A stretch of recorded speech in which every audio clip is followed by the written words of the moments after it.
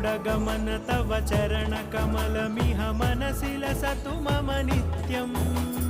गरुडगमन तव चरणकमलमिह मनसि लसतु मम नित्यम् मनसि लसतु मम नित्यम् मम तापमपाकुरु देव मम पापमपाकुरु देव मम तापमपाकुरु देव मम पापमपाकुरु देव